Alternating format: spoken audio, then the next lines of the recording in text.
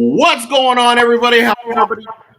I'm super excited to get with you because today is Hump Day, and when it's Hump Day, it's the Sports Lounge Media, and powered by the Mogul brand and the Diamond Collection. And I'm super excited today because we're going to be talking about the teams that won this past weekend in the March Madness, and then also be talking about the NBA predictions. This is the last week for NBA and then it's playoffs. So excited about that. But before we jump into it, what's up to my co-host, Mr. Mark Crandall, and also your boy Dice Will? What's going on? How you guys doing today, fellas? Good. Doing good, doing good. Great, love to hear it. It's always a good day on Wednesdays. You guys know that. Yeah, yes, sir. Let's jump right into it. Give us our sponsors, Mark, real quick before we jump into our first question. Real quick, of course, we got number one sports fan located here in Tulare, Visalia, and Hanford. Of course, they have all of your MLB merchandise right now. They also have, you got to get prepared for, of course, NBA playoffs. You know, they're going to start seeing a lot more NBA stuff rolling in there. But just go in there and let them know the Sports Lounge sent you, and they'll take care of you. Of course, we also have Cali Built Graphics, who takes care of all of our shirt needs. They take care of our hats. You know, even the hat that Chosen is wearing, that of course was a Tulare Western alma mater, but that is was made right there at Cali Built Graphics, so they can take care of your hats, shirts, decals. They can even wrap your car. So guess what? If you want to get a big giant Sports Lounge Media wrap on your car, hey, hit up Rigo and Cali Built. They'll take care of you there with that. And of course, last but not, we have Martino Construction. Hit up Brian at Martino Construction, and any job over $10,000, you will get $1,000 off when you mention the Sports Lounge. They will take care of you and all that you need for any remodeling projects throughout your home. So that's what we got. And we want to thank each one of you guys. We really appreciate it. And let you guys know the Diamond Collection, the water is out. We have the water ready to rock and roll. You can visit that at www.poweredbytmb.com. Go in there, check out the website, check out what we got going on over there. The product is ready to go, and we got some good things cracking with that. But let's jump right into it, fellas. We're gonna go to the WNBA. Sorry, the NCAA women's basketball matchup where it was UConn versus South Carolina. That game was interesting, man. I had the final prediction was 131. I had it at 141. Missed it by 10 points. Ended up being ranked 27,000 and 99.2% on the bracket. But other than that, the game was 82-59. It didn't look good for 4 minutes of the game. Other than that, UConn really just took over that game. And congrats to Paige. Paige got what she needed to go to after she goes to the next level. And congrats to her. But it is what it is. I mean, I'm pretty excited for the fact that they won, but won in my bracket, but I wanted South Carolina to win. But you know, it is what it is. Well, what do you guys feel? Real quick on that game, what got me, it was the fact is, yes, UConn dominated. It just showed, yes, Dawn Staley and Coach Gino Auriemma have played each other, you know, as head coaches. One other time, and in the 1 year that it actually became the one blemish that Gino ended up on his record, and they lost the national championship to South Carolina, and that was 2021, I think it was, something like that. I know it was a few years ago. Okay. 22? Okay, I knew it was something like that. But for me, you know, obviously he got the revenge because, you know, everyone was expecting South Carolina to win it all. With what that team has, you know, Dawn Staley has done a great job over there. But when it came to it, Coach Gino just, you know, they had the better game plan. They had, you know, Paige was ready to play. And I want to say congratulations to Gino and also his assistant, because they have now won a combined 12 national titles together. That's that right there is like John Wooden type era. I mean, you have Pat Riley has won, double digits with titles, in the NBA, but to win, 12 national titles, it's not like, the NBA, of course, you got 32 teams. Now back then, I think there was only 28 at one point. Of course, we always have expansion years, but the NCAA has always played a 64-man tournament since the late 90s. Yeah. And to be the fact being that they have won 12 combined, together. Now, not 12 individually, like they've teamed up for 12 national titles. So I just got to say congrats. That shows you right there. That's like, look, when you show loyalty and things like that, and you're on the same page, you can run a long time together. And that is very impressive in my personal thought. No pun intended, right? The same page. Yep. Same page. Same page. Thoughts, Dice, before we move on to the men's NCAA?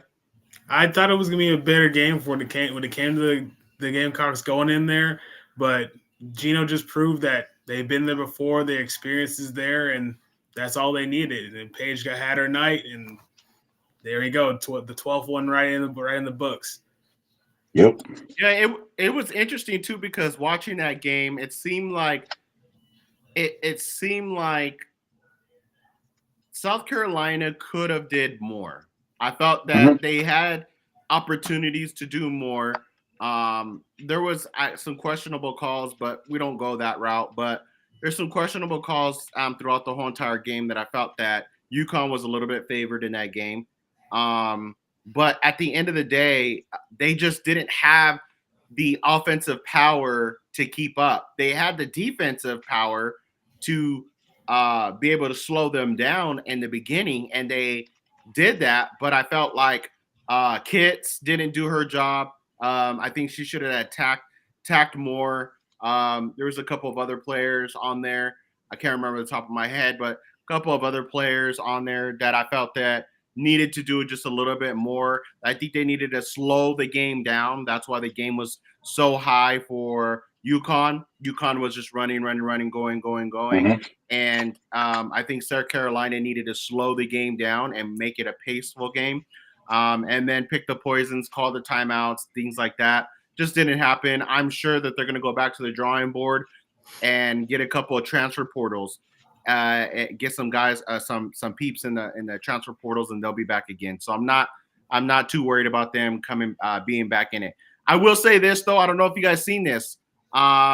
Miles from Notre Dame has now transferred to TCU. That is I just saw that. Crazy. Yeah, so those who you don't know, Miles was supposed to go number 1 above Paige in this draft. And she decided to take her 5th-year option, go back and play ball again, and she decided to go to TCU. I don't know what's cooking in TCU, but right now I'm kind of like wondering. There was 14 transfers to TCU in this last year and took them from a nobody to a somebody in just 1 year time. They're getting paid. Now you're getting Miles.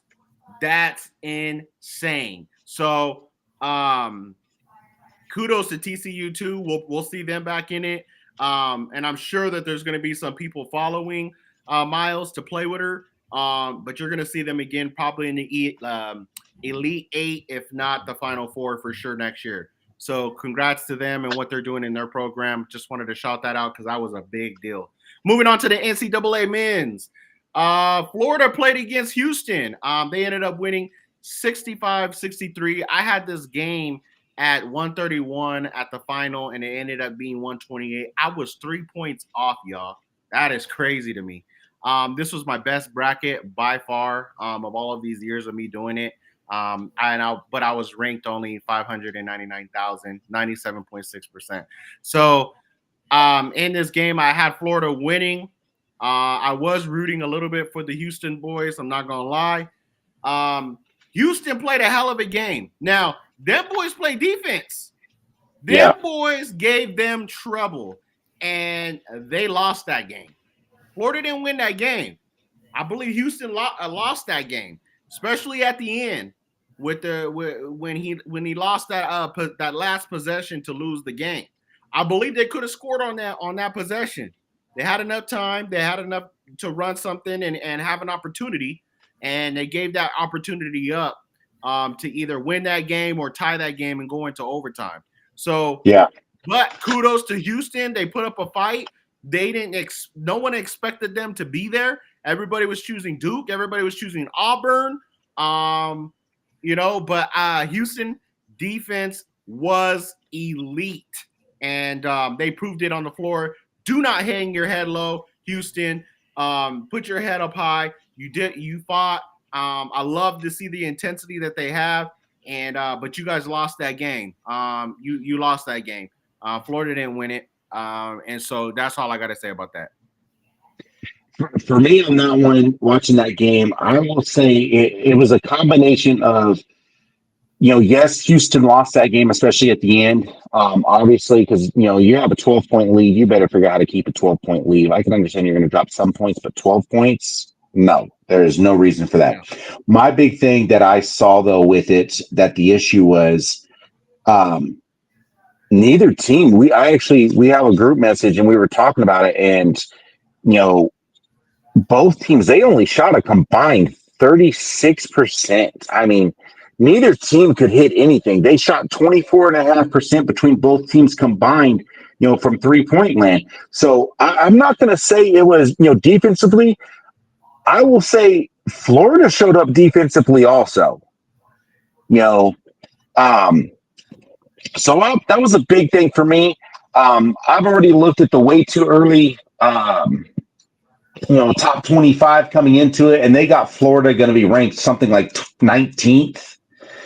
Houston stays up there in the top and things like that. So for me, though, I think Florida, I don't think Florida is going to be as good next year as they are this year. But I will give credit where credit is due. Florida did their part. Yeah. And yep, they did come back. They did come back from a deficit, and they ended up coming out on top. And we can't take that away from them. But at the end of the day, like I said, Houston played a hell of a game. And, yeah. Yep. Yeah, so, me too. But, yeah, so on to the NBA. One of the big things, obviously, that obviously Chosen just said at the beginning of the show is we are coming up to playoff predictions. We are coming up to the end of the season for the NBA. Some people probably couldn't be prouder or happier, I should say. But some people love this time of year for NBA playoffs. So let's start off with the Eastern Conference. So right now, with these matchups that we're looking at on the play-ins, you've got the Orlando Magic versus the Miami Heat, and then you also have the Atlanta Hawks versus the Chicago Bulls. Now, is that the updated one? Because I have the updated one. That's not what I see.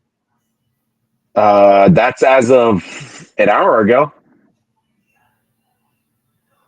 Okay. Because Orlando's at they're 24 games back out of first, so they're at the 7. Because you got 7 versus 10. Continue. Yeah, 7 versus 10, 8 versus 9. So you got the Orlando Magic at the 7th seed right now versus the Heat, and then of course you got the Hawks versus the Bulls. Mm-hmm. The Hawks and Bulls can change between an 8 and a 9 because they're only one. I mean, realistically, all the teams can change because of with 5 games left. Right. They can make up some space. So it's going to be a tough one. Yeah, let's get some picks going. So you said let's do 9 and 10. Start with 9 and 10, and then go upward. So 9 and 10, we have who? I thought it was 7 versus 10, or did they change that? 9 versus 10 is who? So the Bulls are at 9 seed, the Heat are at 10 seed. Yep. Okay, I got the Heat winning that game. What do you guys got? Bulls. I'll take the Heat. Yep. Next game. Next game Magic and Hawks. I got I got Orlando. Hawks. I got Hawks. Yeah. Okay. Next game. So then of course now we got so Cleveland and Boston are waiting for this. So you're gonna have the Knicks playing against the Pistons. I'm gonna go Knicks, but that's gonna be a tough series. I think that Detroit is gonna put up a fight. That could be a 6-7 game series, but give me the Knicks. I'm taking Detroit on that one. I'm going to underdog. What do you got, Dice? Give me the Knicks on that one. All right. Pacers versus Bucks. Ooh. Pacers and Bucks. Oh man, That's a tough one. I'm gonna take Pacers. I think I'll go Bucks. I'm going Bucks. Still with Giannis. Yeah, I think it's for me. It's like I said, I got to go Pacers. So, and of course, whoever Cleveland and Boston plays from the play-ins, I don't see either one of them losing in their first round, their first matchup. So that's what we got for the Eastern Conference. As for the Western Conference, we have on the play-ins, it's going to be the Kings versus the Mavs. Who do you guys got? Mavs. I'm taking Kings. Kings even though Malik Monk's supposed, even though Malik Monk is supposed to be out for 2 weeks, I'm no matter what, I'm taking the Kings.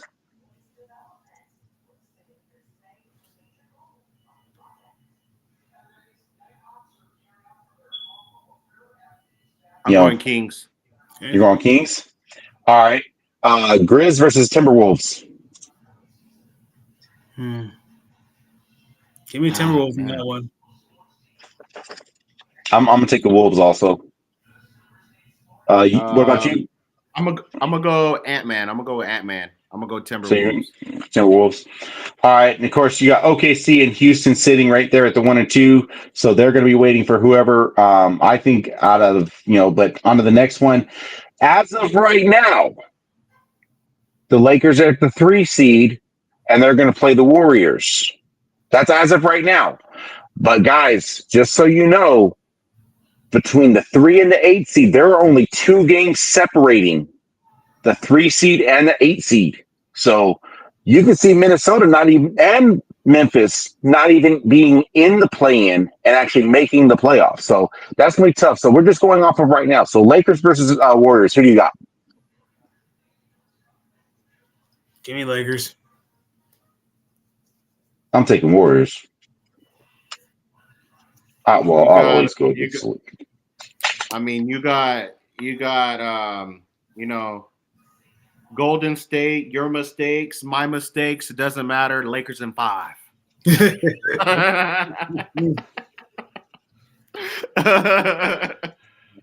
All right, and then of course we got the LA Clippers and the Denver Nuggets. Of course, the Denver Nuggets now are without their head coach, who was just fired as of yesterday, with only 5 games left.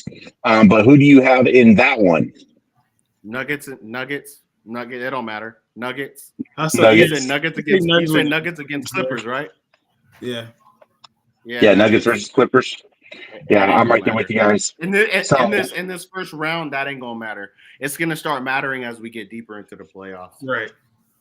So look out for Jokic to the Lakers, though. Jokic is not going to the Lakers. No, all right, bro. There's no way they'll. If that happens tomorrow, then the Lakers got it. Not this year. It's not happening this year. Yeah, no. This year it'd have been Lakers in 4. Yeah. It ain't happening. Watch what happens next. Watch what happens. Now, in my personal thought, I think OKC is going to run through whoever they play, no matter what, in this first round and that play-in. But I think Houston is going to have a tough time. Because, like I said, the 3 versus the 8 seed are all within 2 games of one another. So you have any one of those teams are going to be playing against Houston whoever ends up in that play-in. So I think Houston's going to have a tough time. And I do see one of the play-in teams possibly beating the Houston Rockets in their first matchup. I have Houston losing in the first round. Yep. I have OKC winning in the first round and losing in the second. If they go up against really anybody that let me see, if they go up against the 8 seed, which would be the winner of 9 or 10. So they play against, they'll beat the Mavs or the Kings.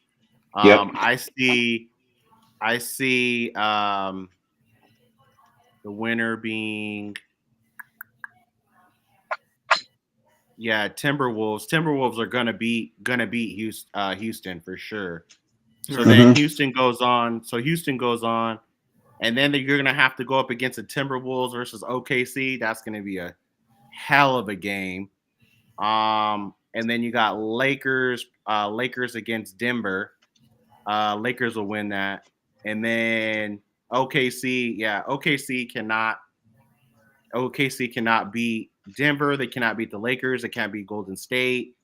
And I don't think they can beat the Timberwolves. I think OKC can beat Golden State.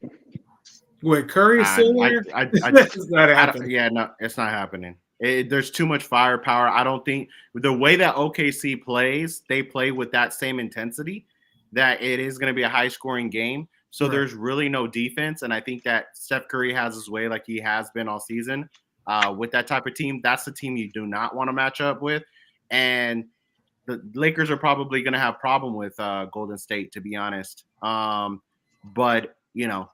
like I said, I say Lakers lose in the first round. They ain't beating. If they have to play the Warriors, they're losing. Nah, they'll be fine. Mm-hmm. They'll be fine. We barely have anybody to guard LeBron right now.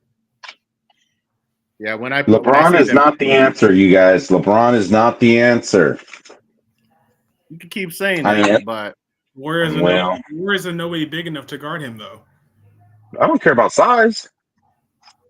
Don't care about size. They care about size. Size don't mean nothing. I mean, only way LeBron's ever going to score anything is because he keeps on flopping all the time. But we're going to stay out of that conversation tonight. No matter what, it's going to be Luka. For the Lakers to win, it's going to be all on Luka. It's not going to be a LeBron show.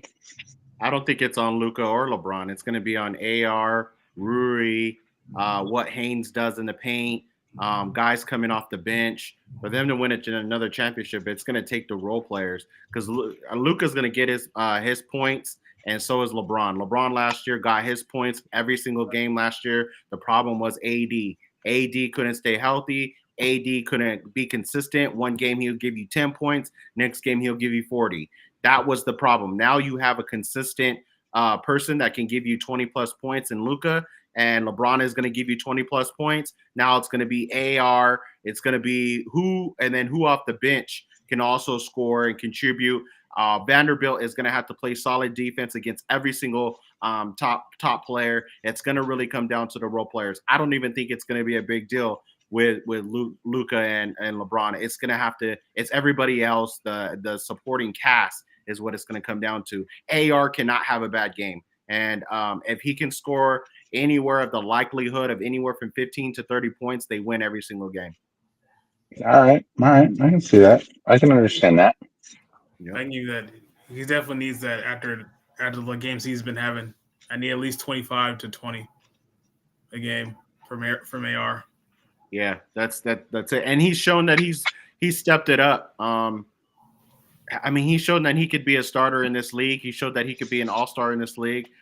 He scored multiple times 40-plus points in a game. He scored even more 30-point games against tough competitive teams. He's shown that he could do it. AR is a star this year. The other person that's a sleeper that Mark will like is the fact that if you go against Golden State, I would like to see them play a little bit more of Dalton Knecht in the corner.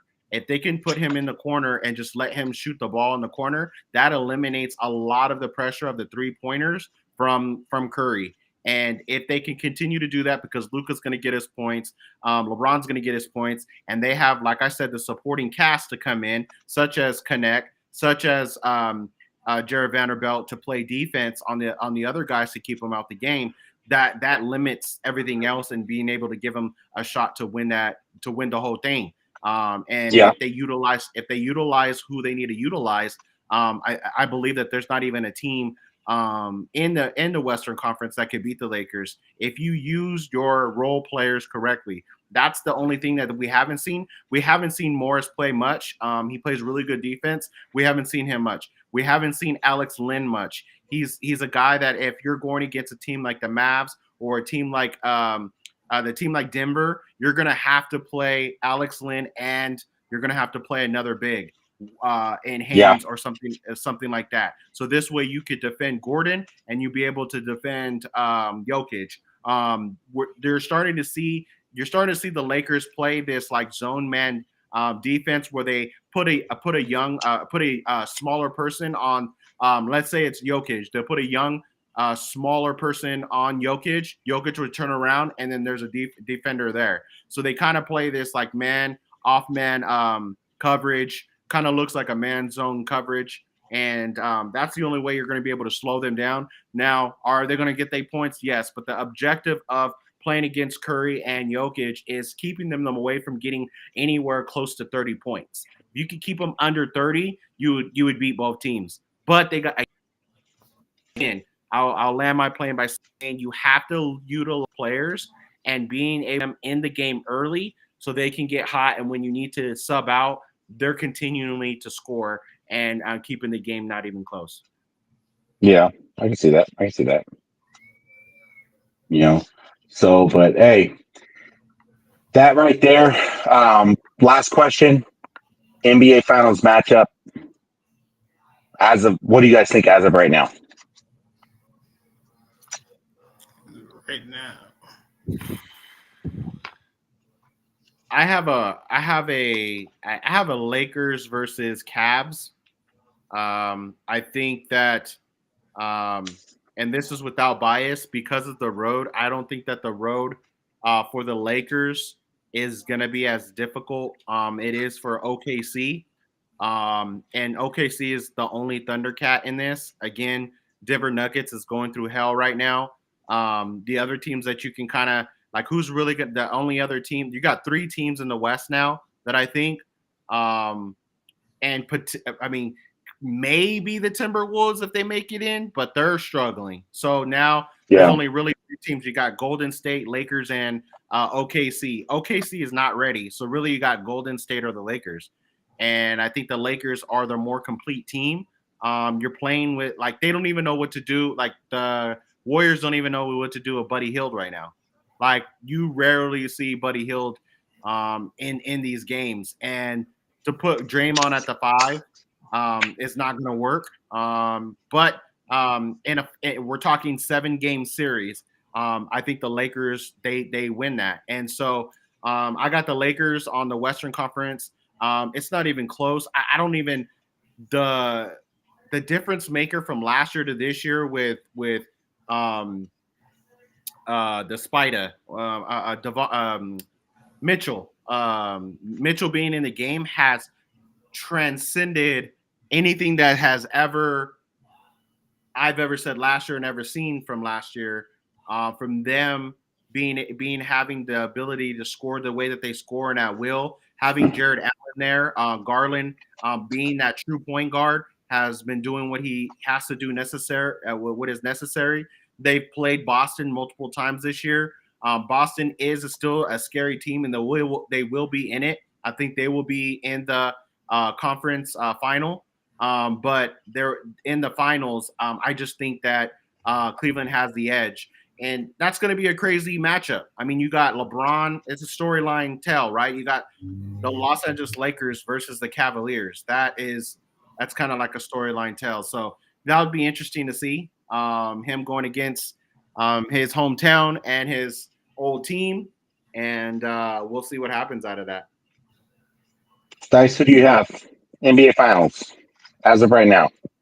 As of right now, I'm kind of the same way. Lakers Lakers and Cavs because it looks like they're always winning. The only sneaker would be the Celtics in the Eastern Conference because they've had their 9-game win. They've had their win streak right now with 3. If they kept going, they could, but it's not likely. So the only team in the East that looks like they could try to creep up, unless somehow the Bucks get hot. But other than that, I only see Cavs and Lakers, and it could be a sneaker with the Celtics. All right. That's what everybody wants to see, though. The Lakers and the Celtics. Everybody wants to see. Well, everybody loves the rivalry because it's always been going for years and years.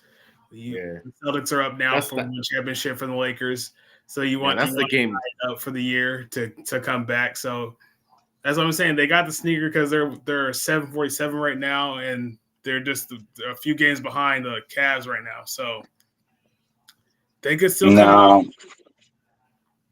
Who do you got? I've actually got. I'm going to say it's going to be the Thunder and Boston. I think the Thunder are going to have enough. If Boston plays against the Thunder, that is a sweep. Celtics sweep the Thunder. I don't think so. Nah, I think it goes. I think I'll bet big money on it. I'll bet big money on it. Well, I'll tell you this.